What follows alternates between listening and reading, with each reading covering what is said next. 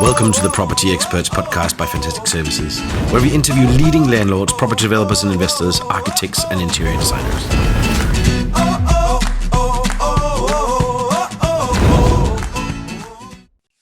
Hi, and welcome to another episode of Fantastic Services Property Experts. Today, it's very interesting. We're joined by Julie Hogbin, and I'll talk a little bit about this. One of the things that we've been investigating in the Fantastic Services Experts and the Property Experts podcast is about when to buy, how to get into the property market. We've discussed different ways of leveraging your debt. We've discussed different ways of difficult financing, and we've discussed home office installation and design. So follow the podcast and you will hear a lot more about property. But today, back to Julie. Julie Hogbin has written 2 books, and they're primarily around the mentality and about your mindset. And this is what it gets interesting in the podcast. So Julie, you've written a book. One is about goal setting and about the other one is about stress. And welcome to the show. Thank you. Yes, I have written 2 books. I wrote the first one first publication was in 2015. And I've just republished it. I've updated it and republished it. And it's Goal Setting, the practical how-to guide. So it's for you, it's for others, it's for change, and it's for business. So it covers right the way across the realm. And then the second one, and it's really practical because I am, if nothing else, I am a practical individual. You know, how do you get from A to B and what's the best way of doing it? And then the second one I wrote as part of 2020, so right at the beginning of 2020, which was it's called Stress the Reality. And that's a practical guide to how not to become stressed, because stress is preventable. I've seen a lot of issues going on in the last year, and it doesn't need to happen if we know what to do and how to deal with it. And it's all within our control. Stress is preventable. And that's a big message for me at this point. I also think those two are interlinked, the goal setting and the stress. Yeah. I mean, I think you've really nailed your head on that.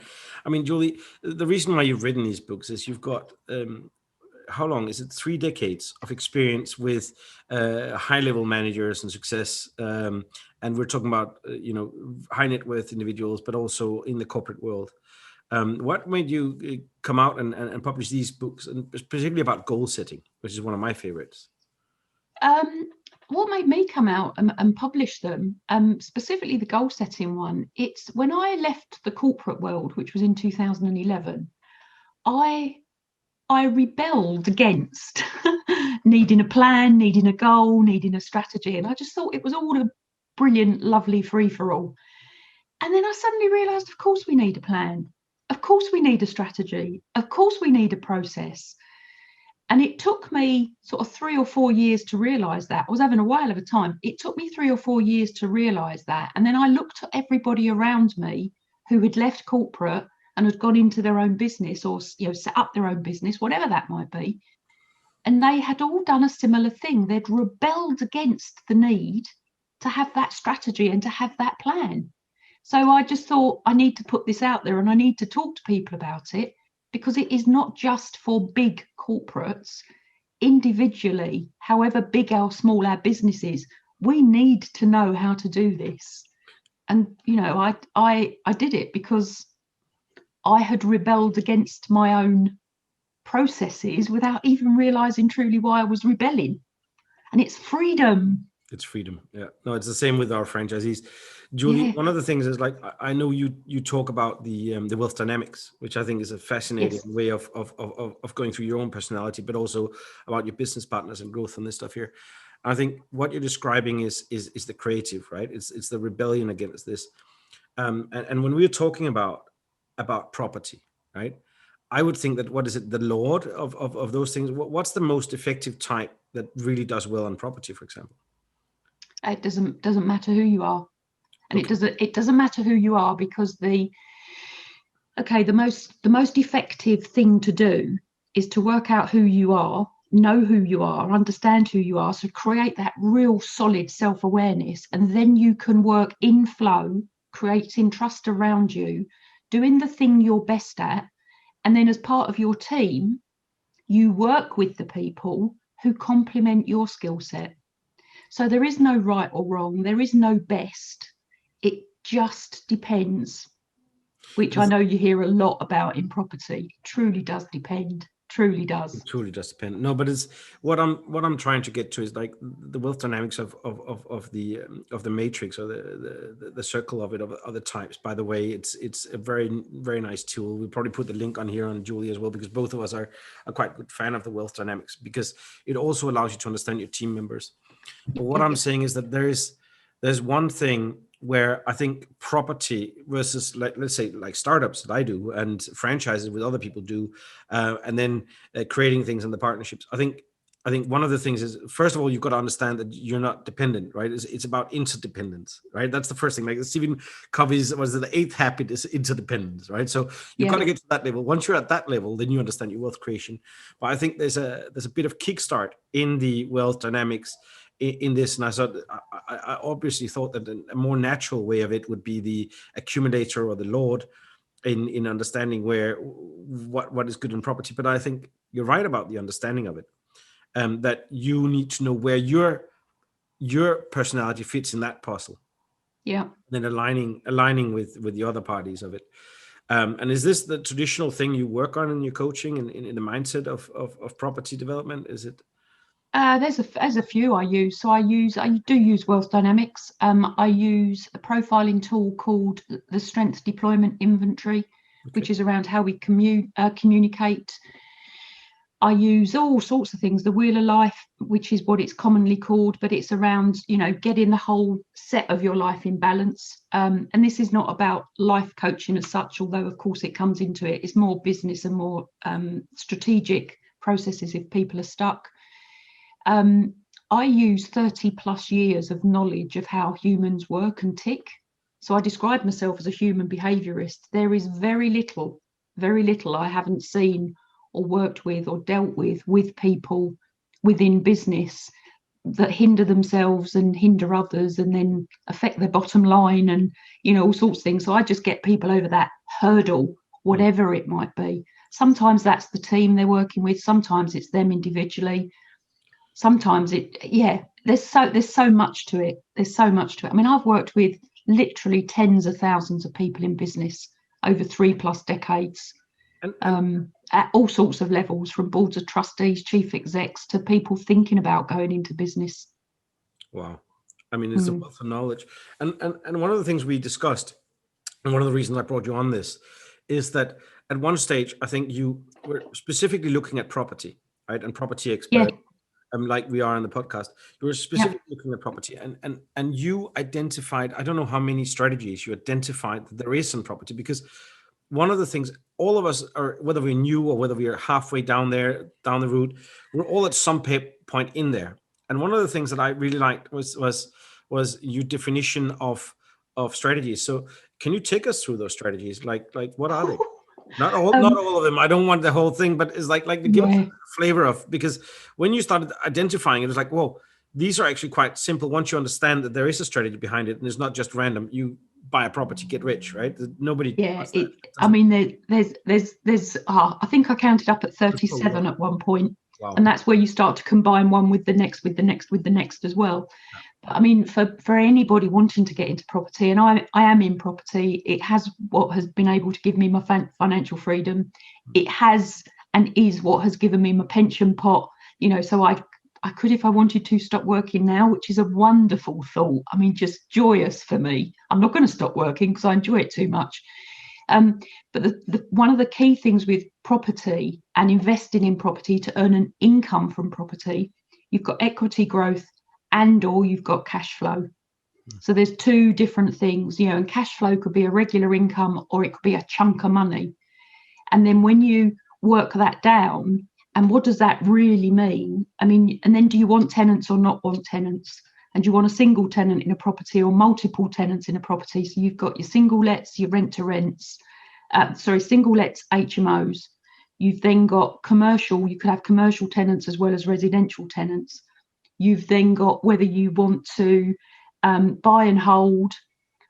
And somebody many years ago told me a story of a guy who used to come into a estate agents. He'd buy 2 properties, full market value, pay cash, put a tenant in there, and then come back in the next year and buy 2 more. And I couldn't understand that at the time.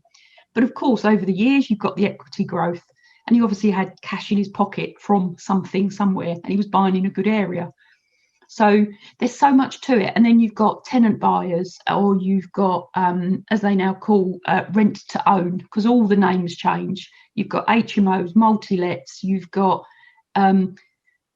communal living, community living, co-living. They're all the same thing, but it's different names. And then you've got whether you're going to slice and dice, so you buy a property and then you shift it into different flats levels.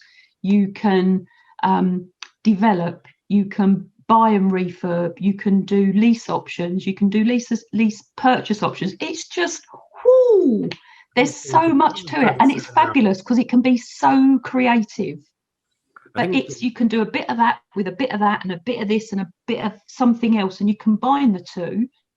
And then, of course, you work out how you're going to finance it. And I know you've covered that on a previous episode, but, you know, is it financing with a bridger, financing with private money? Is it financing through the seller? You know, so seller financing. Is it through a bank? There's just so many options, so many options. It's a fabulous industry to be in. I love it. Absolutely love it. It sounds a lot more strategical when you're saying it, because I think a lot of people just jump out of it and go into property and go, well, okay, I'll buy this and that. They've got a strategy. I mean, I think one of the big guys keeps saying, like, the worst property you can buy is the one that you're going to live in yourself. Yes. That's not a business, right? I mean, to me, that's like the retirement property. That's the one that you want to buy in, and you're going to put the architect on it to build it for how you want it, and you don't even care about whether it sells or not. All you're caring about is, where's my legacy? What's my design for life? Kind of like, what's my new Frank Gehry, whatever it is. What's my new place that I'm going to put in on the ground. I think in order to do that, you need to accumulate a serious amounts of wealth. So I think that's the point. But if you're getting started on the bottom, right? Like let's say you have minimal amount of cash. You've got maybe, let's say not above 25,000, right? Above 25,000. I mean, it's like I lived in central London. You can't do anything for 25,000. No. It's like, it's impossible. Even 25% of what? I mean, I think I might be able to get a garage somewhere. Maybe if you're lucky. Yeah, if I'm lucky, but they won't have the gate, or like, yeah. So yeah. 35% of it. So what's the entry? What do we do next? I mean, what's the entry? I think that's how long's a piece of string, isn't it? Yeah, and I think it depends on your personality type. Yeah. Coming back to personality types, I think some people are far happier than others with talking to people, to joint venturing, to liaising with estate agents or lettings agents. I mean, 25,000. I mean, if it depends on certain parts of the country, you'd probably be able to pay, I don't know, would you be able to buy a house for 25,000 in certain parts of the country? Possibly. But not where I live, certainly in the southeast. If it was leveraged, right? 25,000 means you can get up to 100,000, right? So at least. Yeah, you'd see it. I couldn't give you the definitive answer on that, because it really does depend on the individual. It depends on their risk profile, because that comes into it. It depends on where they are in the country. It depends if they want to travel or not travel. There is so much to it. And you can start for 25,000. That is without a doubt, you can. And you may start with a strategy where you don't own, but you can either do a lease option, or you could do a rent to rent of some description, or you could do, so whether you went into rent to rent into HMO, so house of multiple occupation, or whether you went into rent to rent on serviced accommodation. But each of those have got their own pros and cons to them. How do you work out the strategy? I mean, like what are the questions you're going to ask to work out the strategy that would be suitable for me or for anybody? How do you work with your clients and finding out the strategy that sort of works, and sort of think about it? Are we talking about, the number one thing I think is about goal setting. What is it you want out of this, right?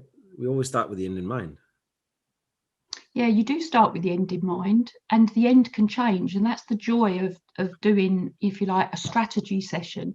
It's recognizing that the end goal can change. As long as you've got your ultimate vision, whatever that might be. And I'm going to say a realistic vision, but it doesn't have to be realistic, but it needs to be able to be commuted down to steps that you can take. Because if you've got this massive vision, but you can't see how to get there and you can't work out how to get there, then you don't do anything. You get stuck. You, for want of a better word, people would procrastinate.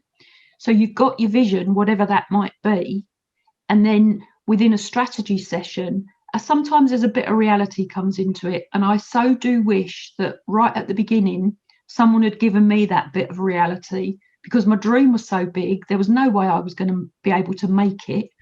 But nobody ever really told me that. And that's not crushing a dream. It's making something feasible and realistic for where you are now, and then helping you work through that. So in answer to your question, how do you do it? It's I would work with somebody and I would talk to them about, what is their dream, what is their vision, and some people don't even have one. So that's the first thing. And then you work out how you're going to manifest that and make that happen. And then you work it out down into, well, what do I need to do today? Because I have no idea. And then you work forwards. You get your end goal, you work back from your end goal, and then you work forwards from like, now, where am I? And a lot of that will depend on people's personalities. I mean, if you are no good talking to people, truly, if you're no good talking to people, you've got one or two choices: learn how to do it, or develop a strategy where maybe you don't have to talk to as many people. So it's all a process, but it's identifying who we are. So I can talk for England. Yeah. I mean, and I can talk for England. Yeah. And then sometimes you just got to be silent. So it's working out. I don't particularly like talking to estate agents, but I could talk to direct to vendor any day of the week. But Julie, I mean, that sort of approach, right? It's breaking down the goals into bite-sized chunks. It's the same as like, how do you eat an elephant? It's one bite at a time, right? It's like, how do you do X, Y, Z? You do one bite. How do you build an empire or a service company of multi-million pounds? Well, we started with one day at a time, right? So and yes, just kept going. Exactly. So that I'm fully aligned with. But I'm like one of the things I'm always looking at in property, and it's like right now, is there a massive big of FOMO, right? Fear of missing out. Is there a massive big fear? I mean, to me, that causes stress almost. The FOMO is more stressful than actually doing it. I always find it's like sometimes this fear of missing out is bigger stress than actually just going ahead and doing it. Because once you're doing it, it's like, oh, I'm accomplishing something, right? Yes. What's happening right now? Is there just a massive FOMO? Everybody is like, oh well, I'm gonna, because we know that things are gonna change in the property market now. Thing is, they always change. That's the thing, isn't it? They always change. I mean, if you looked at historical data, there's dips and there's bulls and bears markets, there's dips, there's rises, there's this, there's that, there's crashes, economy or pandemic, as we've now got, which we've not had before as such. So fear of missing out, yeah, there is. But I think what we've also got compounding currently is it's not even so much the fear of missing out, it's the compound of complete uncertainty, especially over the last year. There's been a lot of fear created.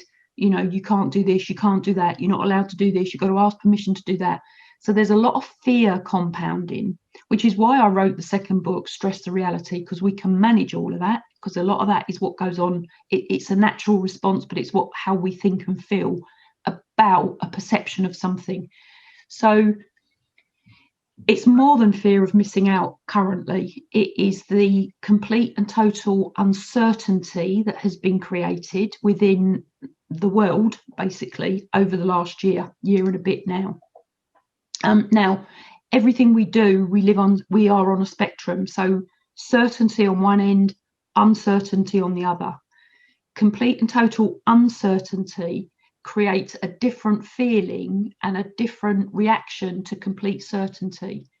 And if we've lived in a life of complete certainty, very often we struggle to do any change.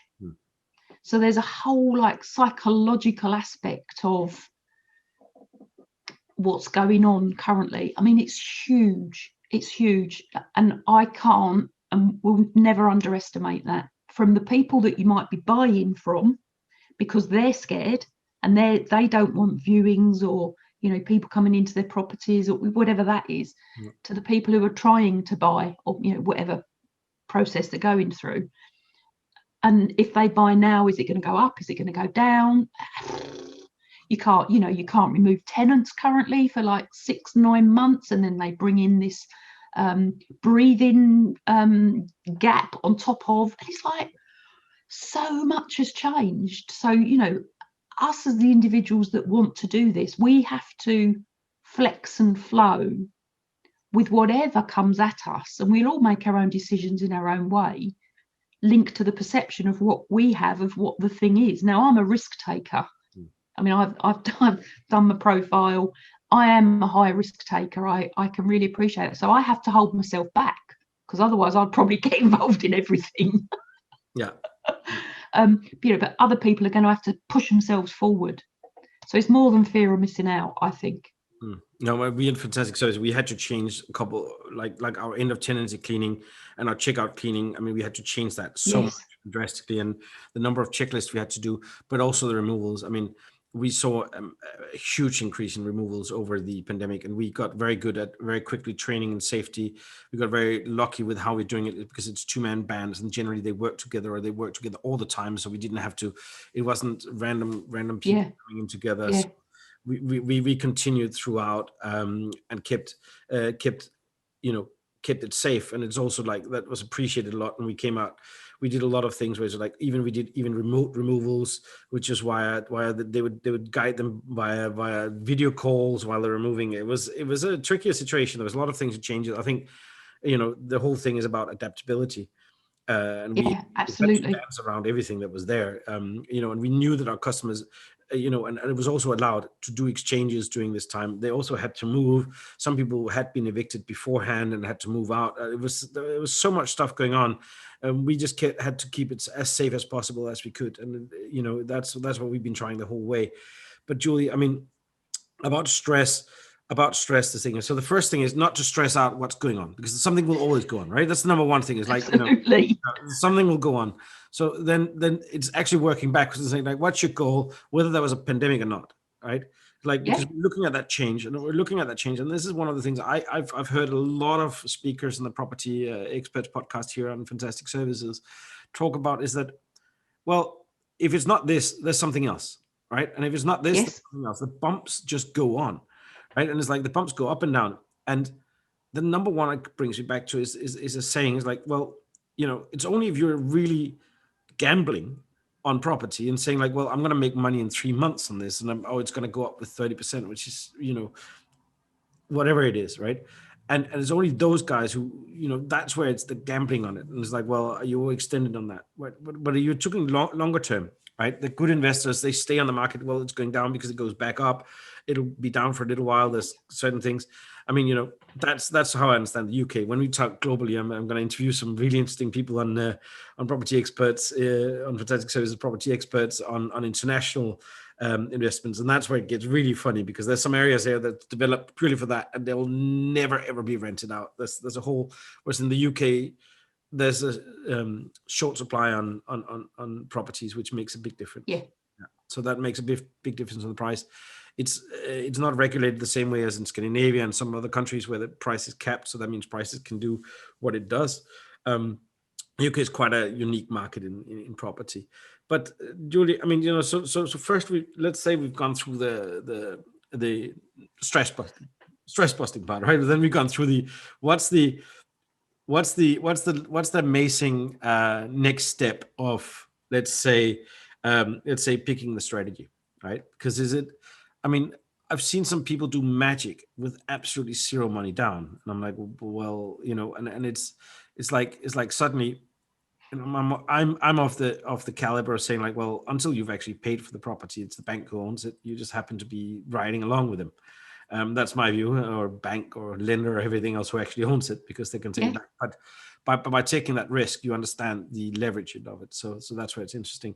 But Julie, what do you think is the biggest? Because there's a lot of people who's got cash in hand, got got money away with it. What do you think is the biggest thing from them getting on the property ladder? What do you think stops them? What's the fear? The biggest thing that stops them, it's, oh wow, blimey, depending on who the individual is, but it's the unknown. And it's the, we are in the UK, we've been, I say we, generally speaking, we've been born and bred to own our own home to live in. Yeah. And our mindset is that we own our own home to live in. And I know we're going back into a rental market, but depending on our age, and it's our biggest asset. And we perceive it as a biggest asset rather than the liability until it's paid off, and even the liabilities put the roof over your head. And this was interesting because when I got into property in 2011, or I first started learning about it in 2011, and that was me probably about 50 at the time, I didn't even know I could own 2 houses. Okay. Which I'm like, now I'm thinking, how did I not know that? But because nobody around me had done it, was in property as a business, owned more than one property, they bought for their own home as such. So it's also, what's the biggest thing? I think there's a tax when you own your second one. There's a couple of things, I know this can be calculated, but it's like, okay, well, that's like the first hurdle. Okay, so the first hurdle is the tax. No, it's the first hurdle, the tax. If you do it right, that's not the first hurdle. No, but the first hurdle is actually thinking about, I can own 2 or 3 or 4 or 5. And depending on what your strategy is, then you create the business, whether it be in your own name or whether it be in a limited company. And I'm not a tax advisor, so don't ask me a question on that one. It's a debate about property. It's not a financial. It's not. We're not absolutely properties. I have to keep saying that a lot. Yeah, I think people think we all know everything, and of course we don't. And we're not specialists in everything. But I think the biggest hurdle for most people is the fear that the tenant won't pay, and that they are going to have a property and a liability that they then have to pay for, or the fear is that the tenant will trash it, or the fear is that the tenant will be an absolute piece of work, and a nasty piece of work rather than a nice piece of work. But all of that comes back to how you recruit your tenants. And I say recruit, and I use the word specifically because that's exactly what I do.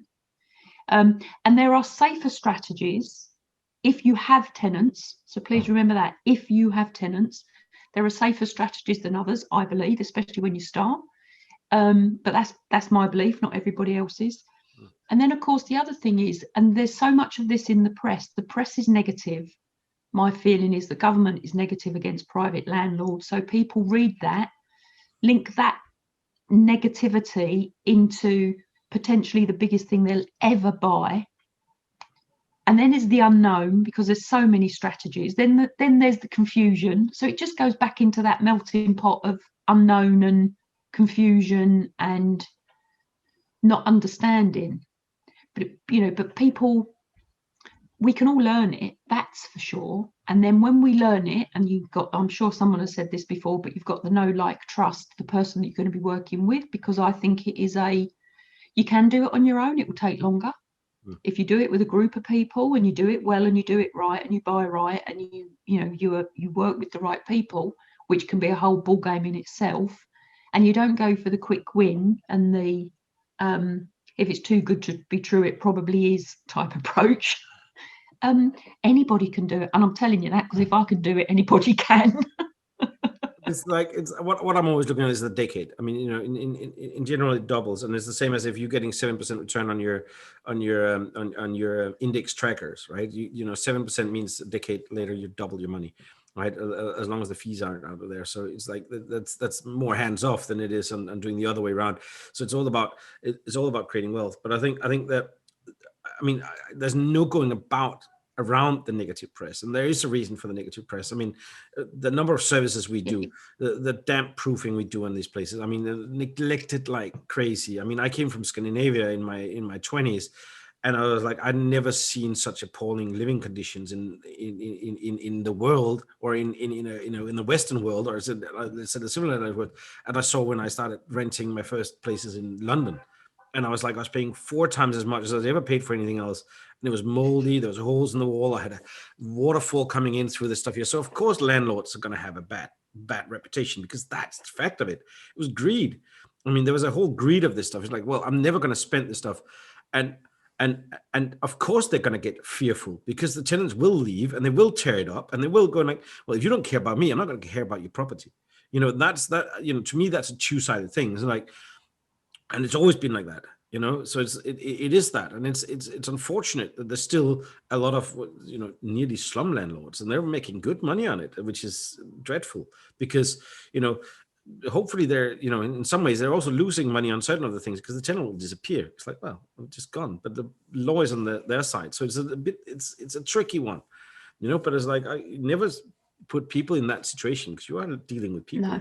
No. But I think that's where the good landlords and the landlords that show their ethics and their integrity will shine through, and they're the people who will support tenants through stuff, whatever the stuff is, but they'll also support. Now you will get a rogue landlord, you'll get rogue landlords and you get rogue tenants. Of course you do.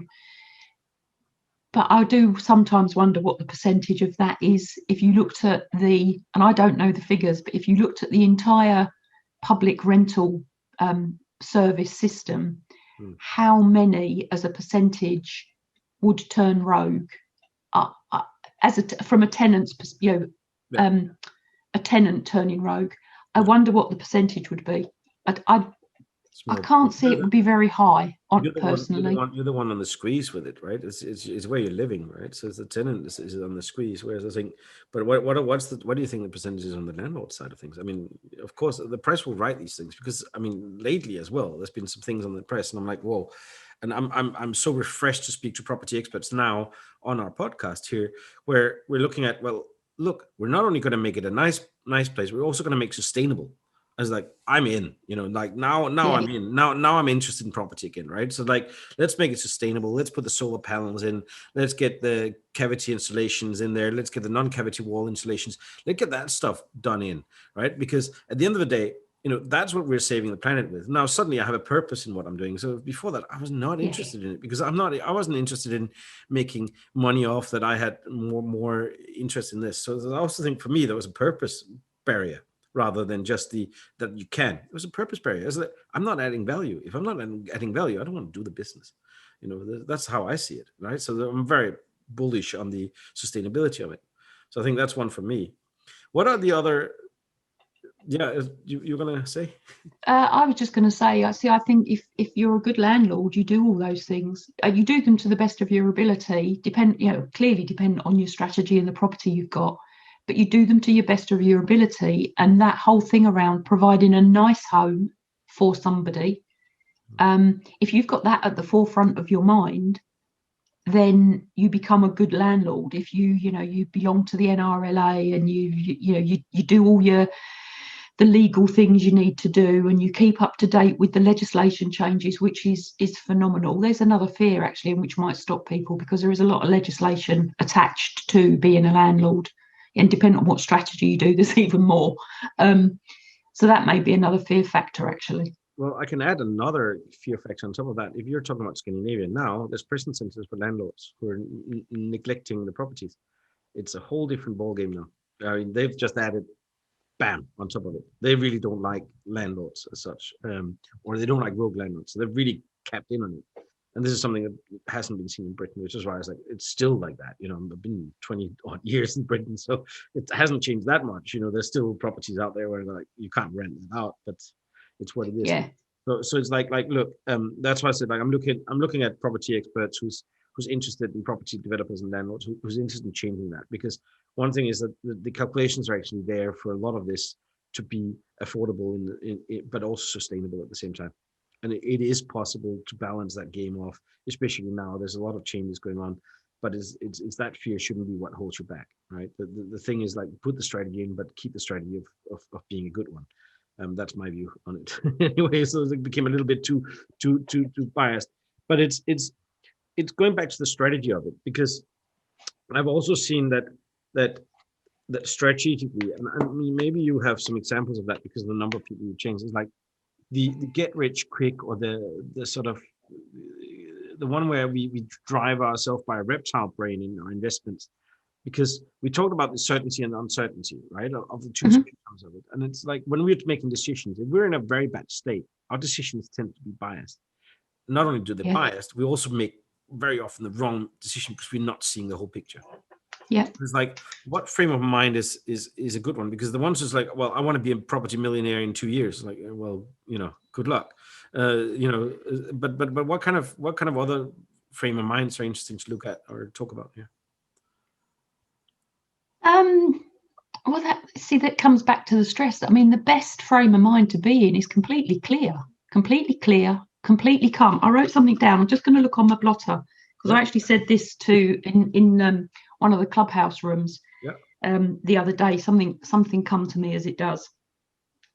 You've got chaos. You go from chaos to confusion. You go from confusion to clarity, and you go from clarity to certainty. But when you're in chaos, you've got complete uncertainty, and you are when you're in chaos, it's complete disorder. Now, when we're stressed, the first thing that goes is the clarity of our mind. Now, that can also happen because you're dehydrated. So it's not necessarily stress, but if you're dehydrated, why are you? Yeah, exactly. But if you're dehydrated, why are you dehydrated? So creating wealth isn't just financial. You've got your health. If you looked at the true definition of wealth, it's not about finance. So you've got health, you've got the financial aspect, but then you've also got the spirituality side of the aspect. So the three things together: health, wealth, health, financial, and spirituality, as in personal development, growth, you're being connected. That creates true wealth.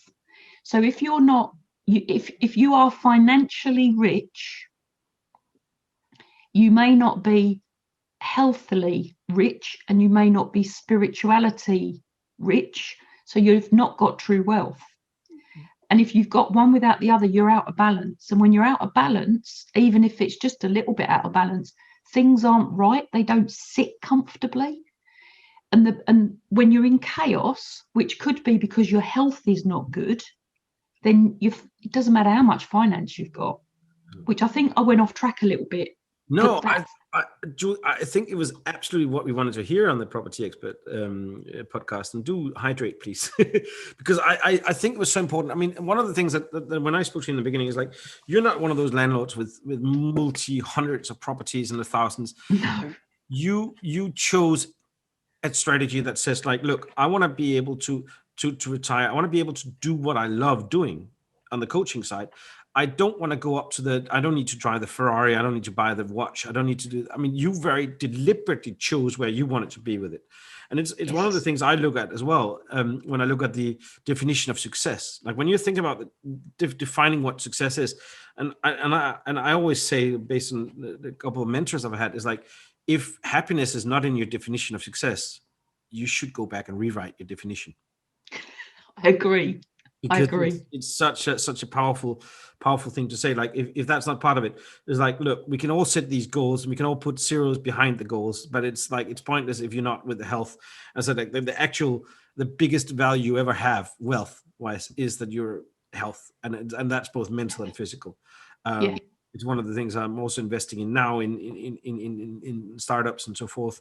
But it's super interesting to hear that mentality, because you're so different from a lot of the other property experts in this stuff. You're like, you didn't choose to sort of, well, I want to live in a $4 million house. I don't, show off on Instagram or get the right watch or the car and this stuff. You chose to say like, I want to be financially free so that I can do what I love. And that's to me is very on purpose. It's one of the things I also talk about is about purpose in what you're doing. But it's really powerful to hear that, and that's why it's been so interesting to talk to you, Julie. And again, if you guys want to know more about Julie Hogbin, we're going to put it on the profile on Fantastic Services Property Experts podcasts. Look it up, Google it, follow us, share it.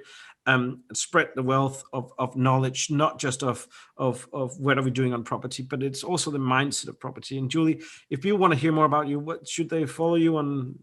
Where should I'm on LinkedIn, I'm on Facebook, I'm on Instagram, I'm on Clubhouse. My books are on Amazon, both Kindle, audio, not audio, what am I talking about? Audible. Yeah. Kindle, yeah. Yeah, then it's there. But and yeah, just connect with me, ask me any questions you want to ask. And if anybody wants to reach out for a strategy session, happy to do that as well. Yeah, I'm on all the social media platforms. We'll put the links below in the Fantastic Services Expert Podcast. And again, share this episode. Do follow us, because we're going to be going through not just the strategies, what's going on now. I mean, I'd love to hear more about the 37 strategies and work a little bit more on clarifying it more, because I think it's fascinating to identify them and name them and then getting control of them. That's kind of one of the things that I'd like to work on, because there are 37 strategies, if not more. I'm sure that if you do the 37 times the number of financing options times something else, you're going to end up with something almost infinite in it. And we're also talking about service management, how to add the services to them, how to get the best service on this. So it's been a real pleasure, Julie. Follow us on the podcast, and also follow Julie and find out where it is. It's on the Fantastic Services Property Experts Podcast. And I look forward to interviewing a lot more and going deeper. We're talking to a couple of architects next. We're talking to a couple of people who are doing a different way of investing in HMO. We're looking at a different number of rent-to-rent successes. We're also going through a number of strategies with regards to financing and in-depth financing. So the podcast is growing, and it's been really nice to talk to you, Julie, and I hope to speak to you soon. Yeah, it's been lovely talking to you as well, Rune. Thank you. I gotta celebrate life and get excited about good times, good living. Come on, shout it out. Hey, take it up, take it over, take it out.